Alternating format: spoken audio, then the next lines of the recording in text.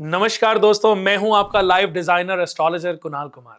जी हां, हमने दोस्तों पहले भी आपको नक्षत्रों के बारे में ज्ञान देने की कोशिश की और बहुत लोगों का बहुत प्यार मिला। उसी श्रृंखला में रोहिणी नक्षत्र के बारे में भी हमने बात की, रोहिणी नक्षत्र के बारे में बताया। उसी श्रृंखला में आज हम बात करने जा रहे हैं मृगशिरा नक्षत्र की, जो कि हमारे जीवन में एक बहुत बड़ी भूमिका निभाता है। उसी के बारे में आज मैं आपको बताने जा रहा हूं। अगर आपका जन्म मृगशिरा नक्षत्र में हुआ है तो आप बहुत खास पर्सन हैं। इसलिए आज का वीडियो बहुत खास है, बहुत खास होने वाला है। तो हमारे साथ आपको बने रहना है। और अभी तक अगर आपने हमारे पेज को सब्सक्राइब नहीं किया, हमारे चैनल को सब्सक्राइब नहीं किया है, तो सबसे पहले हमारे चैनल को सब्सक्राइब कर लीजिए ताकि और भी ज्ञानवर्धक जानकारियां आपको प्राप्त होती रहें। दोस्तों, वैदिक ज्योतिष में तारों के समूह को नक्षत्र कहते हैं। संस्कृत में नक्षत्र का जो अर्थ है, जो कभी नष्ट ना हो, या तारे का समूह। कुल 27 नक्षत्र होते हैं जो चंद्रमा की यात्रा को 27 भागों में बांटते हैं। हर नक्षत्र 13 डिग्री 20 मिनट का होता है और चंद्रमा एक दिन में लगभग एक नक्षत्र पार करता है। इसलिए नक्षत्र सिर्फ तारे नहीं हैं, बल्कि जीवन की कहानियां हैं। हर नक्षत्र का अपना प्रतीक, देवता, स्वामी, ग्रह, गुण सब होता है। ये हमारे जन्म को, स्वभाव को, करियर को, रिश्तों को, सब कुछ को प्रभावित भी करते हैं। जैसे कोई पुराना ग्रामोफोन रिकॉर्ड जो जन्म के समय की धुन बजाता रहता है। दोस्तों, पुराणों में एक सुंदर कथा भी है इसके बारे में, जिसके बारे में मैं पहले भी आपको बता चुका हूं कि दक्ष प्रजापति की 27 कन्याएं, जिनका विवाह चंद्र देवता के साथ हुआ था, ये 27 कन्याएं ही नक्षत्र बनी, यानी कि नक्षत्रों की उपाधि इनको मिली। चंद्रमा को रोहिणी सबसे प्रिय थी, इसलिए वे ज्यादा समय रोहिणी के पास बिताते थे। बाकी 26 कन्याएं नाराज हो गईं। अब सभी तो प्रजापति दक्ष के पास नहीं जाती थी, लेकिन उनकी एक पुत्री थी रेवती, जिसके स्वामी बुध हैं, यानी कि बुध के नक्षत्रों में उनको काउंट करते हैं। तो उन्होंने प्रजापति दक्ष को शिकायत की। तब प्रजापति दक्ष ने चंद्र देवता को क्षय होने का श्राप दिया, जिसकी वजह से उनका शरीर धीरे धीरे गलने लगा, उनका प्रकाश कम होने लगा, यानी कि उनका शरीर धीरे धीरे गलने लगा।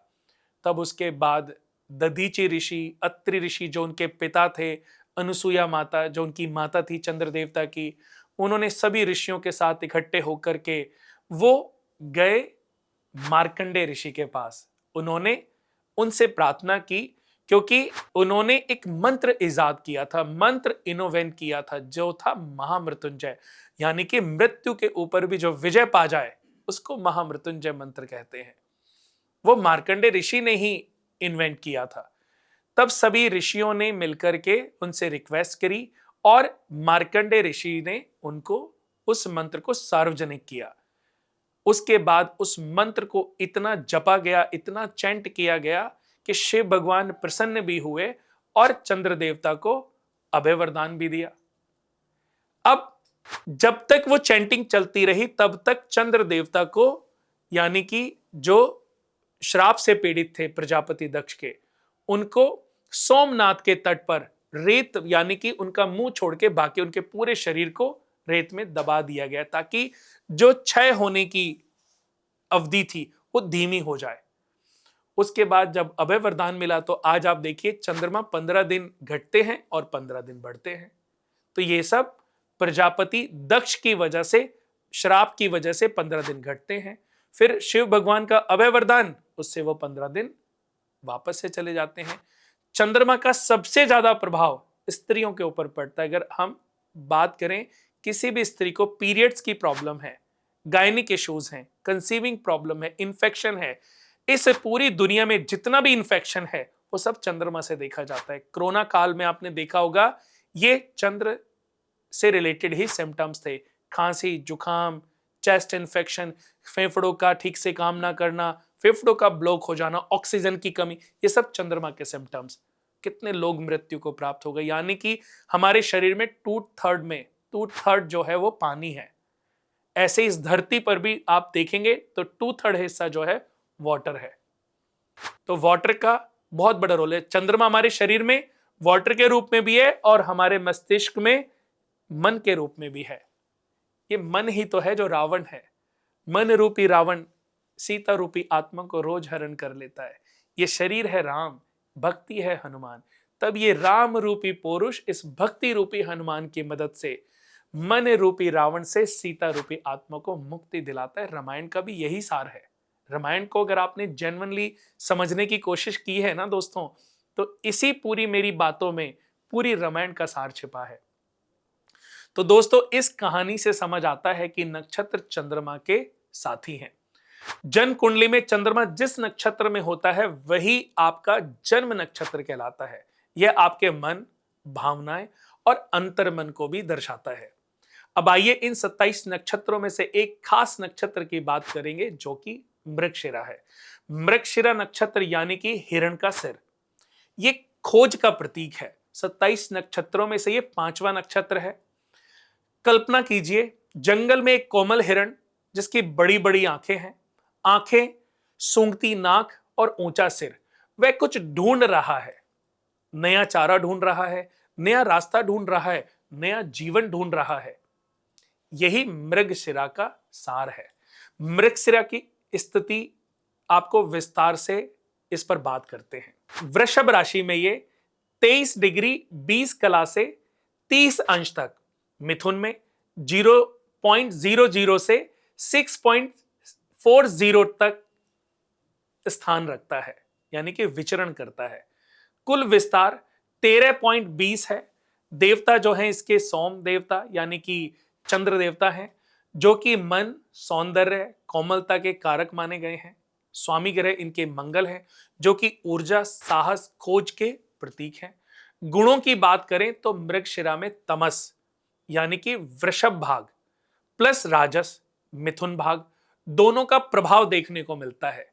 लिंग की अगर मैं बात करूं तो स्त्री है। गति जो है इनकी वो मृदु है, कोमल है। वर्ण किसान है।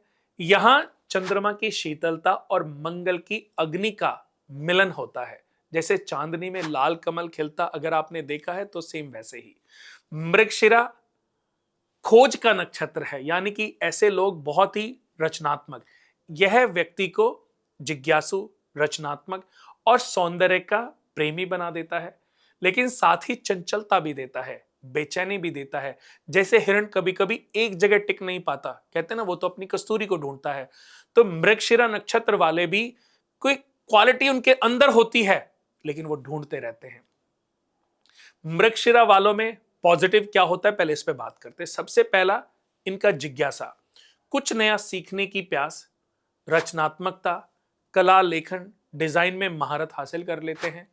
सामाजिकता की बात करूं तो दोस्त बनाने में ये माहिर होते हैं और इन्हें यात्राओं से प्रेम होता है।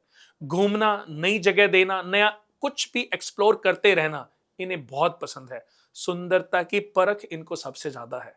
इनमें सबसे ज्यादा क्वालिटीज क्या होती हैं, यानी कि किसी की पॉजिटिविटी को भी समझ लेते हैं और किसी की नेगेटिविटी को भी समझ लेते हैं।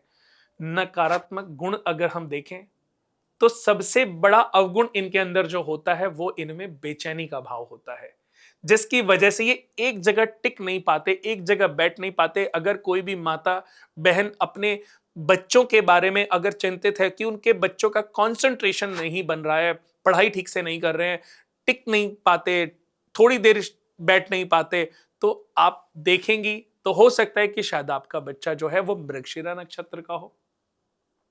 शंकालु स्वभाव के होते हैं और हर बात पर शक भी करने लगते हैं। चंचलता इतनी ज्यादा होती है कि प्लान बनाते हैं लेकिन पूरा नहीं कर पाते। मानसिक तनाव इनको अगर एक बार उत्पन्न हो जाए तो बढ़ता चला जाता है। परफेक्शन की चाहत में हमेशा ये असंतुष्ट रहते हैं। मृगशिरा के चरणों की बात करें तो मृगशिरा के 4 चरण, 4 पद होते हैं और हर एक का अलग अलग रंग है। मृगशिरा के चरण 2 राशियों में बटे हैं। पहले 2 चरण वृषभ में और अगले 2 चरण मिथुन में। तो पहले की अगर मैं बात करूं तो वृषभ 23.020 और उससे 26.40 सिंह, यानी कि मंगल, नेतृत्व प्लस सौंदर्य, राजसी, महत्वाकांक्षी, आकर्षक व्यक्तित्व के स्वामी। दूसरा जो कि वृषभ 26.40 से 30.00, कन्या और मंगल का जो विश्लेषण है, plus perfection, researcher, data analyse कर लेते हैं, डिटेल ओरिएंटेड होते हैं। तीसरा जो चरण है मिथुन 0.00 से 3.20, यानी कि तुला और बुध संचार, प्लस कला, लेखक, डिजाइनर, सोशल। चौथे चरण की बात करूं तो मिथुन 3.20 से 6.40, वृश्चिक और बुध रहस्य, प्लस गहराई, जासूस, मनोवैज्ञानिक, गहन, अच्छे रिसर्चर होते हैं। अगर इसे विस्तार से समझ लें तो पहला चरण वृषभ सिंह नवमांश का होता है। स्वभाव आत्मविश्वासी, इनको दिखावे का, प्रेजेंटेशन का बहुत शौक होता है, नेतृत्व का शौक होता है, career, modelling, acting, business leader, चुनौती, अहंकार, जल्दबाजी। दूसरा चरण वृषभ कन्या नवमांश का। स्वभाव विश्लेषणात्मक, परफेक्शनिस्ट। करियर की अगर मैं बात करूं तो वैज्ञानिक, लेखाकार, एडिटर। चुनौतियां अति आलोचना और चिंता, ये इनकी चुनौतियां हैं। तीसरे चरण की बात करूं तो मिथुन तुला नवमांश होता है। स्वभाव संचार, कुशल, कलात्मक और सामाजिक। करियर की बात करूं तो पत्रकार, डिजाइनर और मार्केटिंग। चुनौतियों की बात करूं तो सतीयपन, यानी कि ऊपर ऊपर, निर्णय लेने में देरी लगा देते हैं। चौथा चरण मिथुन और वृश्चिक नवमांश। स्वभाव गहराई, रहस्यमय, जिज्ञासु। करियर की बात करूं तो ऐसे लोग जासूस होते हैं, मनोवैज्ञानिक होते हैं, रिसर्चर होते हैं। चुनौतियां इनके अंदर गोपनीयता, भंग, शक, ये सब चीजें इनके अंदर कूट कूट के भरी होती हैं। तो मृगशिरा वालों के लिए करियर की अगर मैं बात करूं तो इनके ये अच्छे रिसर्चर हो सकते हैं, जर्नलिज्म में नेम कमा सकते हैं, ट्रैवल्स में, आर्ट में, डिजाइन में, लेखन में। इन क्षेत्रों में ये बहुत आगे निकल सकते हैं कि इनको कोई कंपटीशन नहीं दे सकता। समस्या की बात करें तो बार बार जॉब चेंज करना, अगर ये कहीं जॉब कर रहे हैं तो बार बार जॉब चेंजेस लाना। स्थिरता की कमी मृगशिरा नक्षत्र वालों के लिए सबसे बड़ी रुकावट होती है। मृगशिरा वाले आय के लिए स्रोत ढूंढते रहते हैं, यानी कि एक स्रोत पे अगर ये टिक करके काम कर लेना तो इतिहास भी रच सकते हैं, लेकिन मन स्थिति का भंग होते रहना जिसकी वजह से बहुत पीछे रह जाते हैं। लेकिन स्वभाव से ये थोड़े खर्चीले भी होते हैं और निवेश में जोखिम भी ले लेते हैं। जुआ सट्टे से ऐसे लोगों को दूर रहना चाहिए। रिश्तों के मामले में, प्यार में रोमांटिक भी होते हैं, लेकिन कमिटमेंट से डरते हैं कि मैं प्यार तो करूंगा लेकिन शादी नहीं करूंगा। शादी देर से करते हैं, और बेटर की चाह लगी रहती है। इन्हें पार्टनर चाहिए, लेकिन ऐसा वैसा नहीं, बुद्धिमान भी हो, सुंदर भी हो, इंटरेस्टिंग भी हो, जिसके साथ मन लगे। लेकिन अगर कहीं पर भी इनको एक महीना इनका सब कुछ अच्छे से मेंटेन हो रहा है और कोई प्रॉब्लम आ गई तो रिश्ते से बाहर भाग जाएंगे। स्वास्थ्य की बात करें तो मृगशिरा वालों का गला, कंधा, नाक, आंखें, कान शरीर का जो कमजोर अंग होता है। और सेहत में समस्या तब आती है जब ये तनाव लेते हैं। इनको माइग्रेन हो सकता है, इनको अनिद्रा यानी कि नींद ना आने की शिकायत हो सकती है, और चोट चपेट के शिकार भी ये हो सकते हैं, क्योंकि मंगल एक एनर्जेटिक, इसके जो मालिक हैं मंगल है, और ये बहुत एनर्जेटिक भी होते हैं, यानी कि परवाह नहीं करते। छोटा बच्चा है, दौड़ता चला जाएगा, लेकिन उसको ये पता ही नहीं कि सामने दीवार है, टकराएगा, धड़ाम से गिरेगा, फिर रोएगा, चीखेगा, चिल्लाएगा।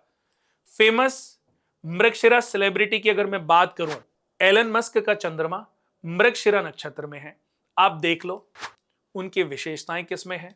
नई तकनीकी की खोज, स्पेस एक्स, टेस्ला का क्रेडिट अगर किसी को जाता है तो सिर्फ उनको ही जाता है।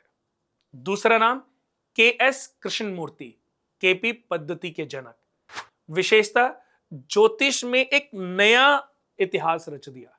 आज कितने एस्ट्रोलॉजर इस दुनिया में हैं जो भृगु ऋषि, सब जानते हैं कि भृगु संहिता से अच्छा कोई एस्ट्रोलॉजी शास्त्र नहीं है, लेकिन उन्होंने अपनी केबी पद्धति लिख डाली और इतिहास रच दिया। आज कितने ज्योतिषी हैं जो उनके फॉर्मूले को फॉलो कर रहे हैं। नया रास्ता।